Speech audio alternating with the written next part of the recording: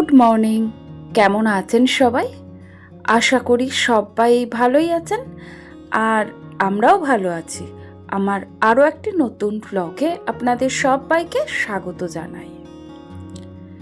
সকালবেলায় আজকে একটু লেট করেই ঘুম থেকে ওঠা হয়েছে। ঠান্ডাটাও বেশ কিছুদিন ধরেই পড়ছে, তবে কিছুদিন ধরে এত ঠান্ডা পড়ার কারণে একটু লেট করে উঠছি। আর এখন সোনার সেইভাবে সকালের দিকে পড়া থাকে না, আসলে শীতের সময় বেলার দিকে বেশিরভাগ পড়া থাকে। তো একেবারে যে থাকে না তা নয়, তবে বেলার দিকটাই বেশি থাকে, তো যে কারণে একটু লেট করেই ওঠা। সকালবেলায় চা খাওয়া হয়ে গেছে, আর এরপরেই এই যে এইদিকে আমি ভাতটা বসিয়ে দিয়েছি, কারণ মার জন্যে সকালবেলায় ভাত করতে হয়, তো মাকেও দিয়ে দিই আর আমাদের দুপুরের ভাতটাও হয়ে যায়। আর সাথেই এখন বোনাস পাওনা, এখন তো শীতকাল, কারণ শীতকালে যদি একবারে ভাত করে রাখা হয়, জাস্ট ভাতটা গরম করলেই কিন্তু সুন্দরভাবে চলে যায়। আসলে কি জানেন, অল্প আয়ে যদি সংসারের খরচের তালিকা সাজাতে যান, তাহলে দেখা যাবে কি এরকম অনেক হিসেব আছে যেটা একটু গরমিল হবেই। অর্থাৎ এই যে ধরুন সকালবেলায় ভাতটা করছি, এখান থেকে আমি মাকেও দিয়ে দিলাম। সোনাও খেয়ে আজকে অ্যাডমিটের জন্য স্কুলে যেতে হবে, ফর্ম ফিল আপ রয়েছে, ওকেও স্কুলে নিয়ে যাব, ওরও টিফিনটা হয়ে যাবে, ভাতই খাওয়াবো, জানিয়ে যদিও খাবে না তবুও একটু ওই জোর জাবস্তি করে খাওয়ানো। তো হয়ে গেল, দুপুরবেলায় আমাদের সকলের হয়ে যাবে। আর বেশ কিছুটা ভাত থাকে, যাতে করে আমাদের রাত্রির সকলেরই প্রায় মোটামুটি ভালোই হয়ে যায়। আর একটু আধটু রুটি তো করতেই হয়। তো এই মিলিয়ে মিশিয়ে দুবেলা ঠিক মানে 3টে বেলায় কিন্তু আমাদের সুন্দরভাবে চলে যায়।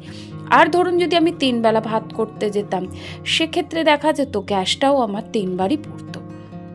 যেটা একেবারে হয়ে যায় সেটা আমি কেন 3বার খরচ করব বলুন? এখন তো দুর্মূল্যর বাজার। আর আমাদের যেহেতু মধ্যবিত্ত ঘর, দিন আনা দিন খাওয়া ঘর, তো এর মধ্যে সব কিছু একটু হিসেবটা করে চলতেই হবে। সেটা রান্নাঘরে হোক, অথবা শোবার ঘরেই হোক, আর বাজারেই হোক, সেটা যে ক্ষেত্রেই হোক না কেন, একটু হিসেব করে চলতেই হয়। যাই হোক, আরও একবার সকালবেলায় সেকেন্ড রাউন্ড চা তো হতেই থাকে।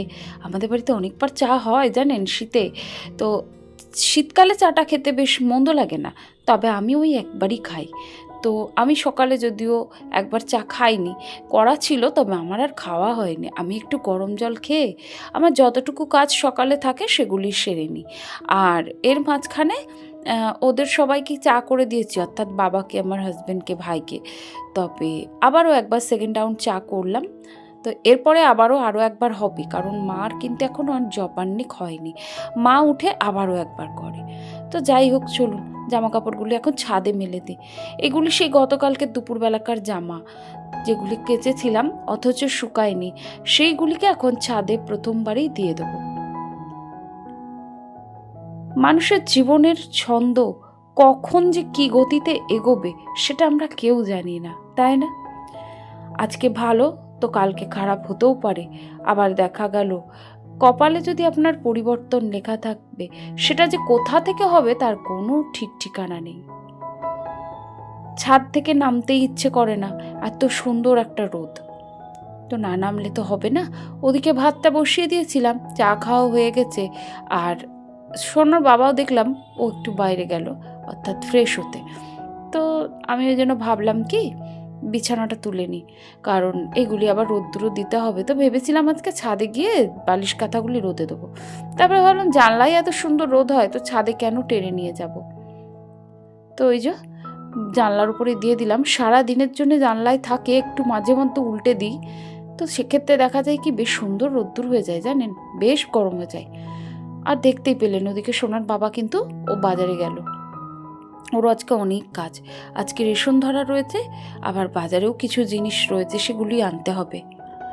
আসলে আমাদের মাসকাবরা বাজারটা একটু অন্যরকম করেই হয়, অর্থাৎ ওই যে একবারে একটু করে নেওয়া হলো, তাতে করে যেটা যায় যায়, আর যেটা যায় না বা যেটা হয়তো আমার এ মাসে হয়তো আমি লিখিনি, অর্থাৎ গত মাসের কিছুটা ছিল, সেটা দিয়ে হয়তো এই মাসের আজ অবধি চলে গেল, সেরকম কিছু জিনিসও থাকে, সেগুলিও আনতে হয়।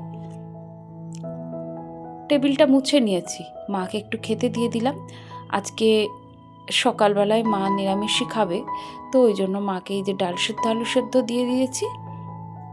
আর টেবিলটা মুছলাম, বিস্কিটের গুঁড়ো পড়েছিল, সেখান থেকে আবার পিঁপড়ে হবে, তো তার জন্যেই এটা করা। আজকে বৃহস্পতিবার, ওদিকে আবার পূর্ণিমা, তো তার জন্যেই মা বললো আজকে নিরামিষ খাবে। তো নিরামিষই আজকে ভাবলাম, সকলেরই আজকে নিরামিষ করব। তো ফ্রিজের মধ্যে আর্ধেকটা বাঁধাকপি ছিল, ওই যে সেদিন বাঁধাকপি আনলাম, হাফটা করলাম আর হাফটা ছিল, তো সেই হাফ বাঁধাকপিটা এখন কেটে নিচ্ছি। আর বাজার থেকে একটু মটরশুঁটি এনেছিলাম গতকালকে, বাঁধাকপিটা যদিও গতকালকের নয়, এটা কিন্তু আগের, আর মটরশুঁটিটা বেশ গতকালকেই এনেছি। আর এখন তো নতুন মটরশুঁটি বেশ ভালো লাগে জানেন, বাঁধাকপির সাথে মটরশুঁটির কম্বিনেশনটা এত ভালো যায়। আমার যখন বাঁধাকপিতে মটরশুঁটি দেওয়া হয়, সেই বাঁধাকপির টেস্টটা আমার অসাধারণ লাগে। আমি এখানে বাঁধাকপিটা ভালো করে ধুয়ে প্রেশার কুকারে হুইসেল মারতে বসিয়ে দেবো, বেশ 2-3টে হুইসেল পড়লে নামাবো। আর এর মধ্যে আমি একটু দিয়েছিলাম আলু আর বেশ কিছুটা মটরশুঁটি, একসাথে ওটা সেদ্ধ হয়ে গেছে। আর আমি এখানে আজকে ডাল করছি, যদিও আজকে আমি একটু ওই যে মুগ ডাল করছি, তবে কাঁচা মুগের ডাল। মুসুরির ডাল সকালে সেদ্ধ করেছিলাম, কিছুটা ডাল ছিল, আর মনে হলো আরও একটু ডাল কিন্তু আমাদের দুপুরবেলাটা লাগবে, তো তার জন্যে কিছুটা মুগ ডাল আমি সেদ্ধ করে নিয়েছি। তো দুটো মিক্সড করেই আমি এখানে ডাল করলাম, আর ডালের মধ্যে একটু সবজি দিয়েছি, ওই সবজি বলতে গাজর, বিনস, মটরশুঁটি, এইটুকুই দিয়েছি। ফুলকপিটা দিচ্ছি না, কারণ শাশুড়িমার গ্যাসের সমস্যা রয়েছে, তো ওই কারণে ফুলকপিটা অ্যাভয়েড করলাম। একটু তেলে হালকা করে ফ্রাই করে ডালটা ঢেলে দিয়েছি, আর সাথে একটু লঙ্কা, নুন, হলুদ, চিনি, এগুলো তো থাকবেই।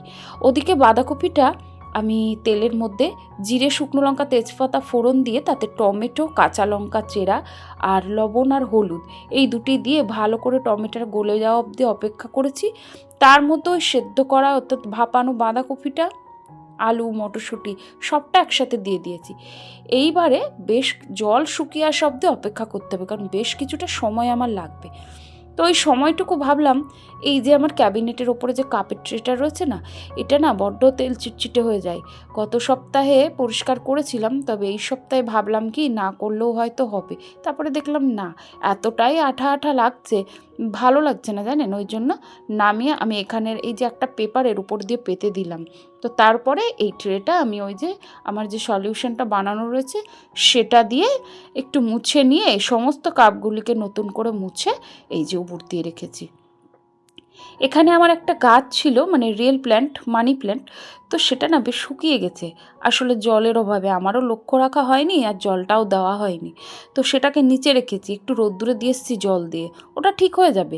আর এই যে লাল কাপটা দেখছেন, এটা দিদিভাই আমাকে দিয়েছিল, তো এটার মধ্যে আমি ভেবেছি গাছই রাখবো, তবে ভাবলাম যে না, এই চামচ, তারপরে ছুরি, তারপরে আরও রয়েছে পিলার, এগুলি না একটা জায়গায় আঁটছিল না, তাই দুটো জায়গায় ভাগ করে রাখলাম।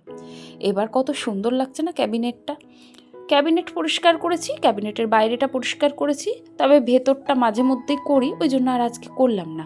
তো ওদিকের ডালটা হয়ে গেছে, নামিয়ে নিয়েছি। বাঁধাকপিটা আরও কিছুক্ষণ হবে, ওই যে বললাম বাঁধাকপির জলটা একটু শুকিয়ে নেওয়া অবধি অপেক্ষা করতেই হবে। শুকনো শুকনো হয়ে যখন কড়াইয়ের গায়ে লেগে যাবে, ওর মধ্যে ঘি, একটু চাইলে গরম মশলা দিয়ে নামাতে পারেন, খেতে কিন্তু অসাধারণ হয় জানেন। আমি কিন্তু মশলা ব্যবহার করিই না, মশলা না ব্যবহার করেই যদি এত সুন্দর রান্না হয়, তাহলে কি করতে মশলা ব্যবহার করব বলুন। আর মশলা খাওয়াটা খুব একটা ভালো না। আজকে সোয়াবিন করতে হবে, আসলে নিরামিষ তো। সোনার বাবা বললো একটু সোয়াবিন করো, মাও বললো সোয়াবিন করতে, তবে কি হয় জানেন, এই যে নিরামিষ সোয়াবিনটা, ওই সোয়াবিনগুলো বেঁচে খেয়ে ঝোল তরকারিটা থেকেই যায়। তো আজকের সোয়াবিনটা আমি একটু কড়াই সেদ্ধ করেছি, দিয়েছিলাম একটু সয়া সস আর একটু লবণ। সয়া সসটা দিলে সোয়াবিনের মধ্যে যে একটা কাঁচা গন্ধ থাকে না, সেটা চলে যায়। তো তারপরে ভালো করে ওটাকে সেদ্ধ করে ধুয়ে চিপে একটু স্যালো ফ্রাই করে নিয়েছি, অল্প একটু তেল দিয়ে, একটু হলুদ দিয়ে। তারপরে এই যে যেভাবে মানে রান্না করতে হয় সেভাবেই করেছি। আর এই দেখুন খেতে দিয়ে দিয়েছি, অনেকটা বেলা হয়ে গেছে, ওদিকে সোনার বাবাকেও দিয়েছি আর বাবাকেও দিয়ে দিয়েছি। এবার আমি যাব সোনার স্কুলে, ওর আবার অ্যাডমিটের জন্য ফর্ম ফিল আপ রয়েছে। সেখান থেকে স্কুল থেকে এসে স্নান করে জামা কাপড় তুলতে ছাদে এলাম, আর দেখলাম কি বিভিন্ন রকমের পরিযায়ী পাখি উড়ে যাচ্ছে, আর সাথে সূর্যাস্ত। সেটা দেখতে তো আমার বরাবরের জন্যই ভীষণ ভালো লাগে, তাই কিছুক্ষণ ছাদে দাঁড়িয়ে গেছিলাম। নিচে এসে এডিট করছিলাম, তারপরে এই যে সন্ধ্যা হয়ে গেছে, এখন সন্ধ্যাবেলাকার কাজগুলি সেরে নিচ্ছি। আজকে তো আমাদের বেসিনে সমস্যা হয়েছিল, তাই বাইরেই বাসন মেজেছিলাম। দেখুন কত বাসন একসাথে মেজেছি, সেগুলি এখন ঘরে নিয়ে গিয়ে রাখি, পরে গুছিয়ে নেবো। জলের বোতলগুলিও ভরা বাকি রয়েছে, সেই জলের বোতলগুলি ভরে বাবাকে একটু চা করে দিয়ে এখন যাব সন্ধ্যা দিতে।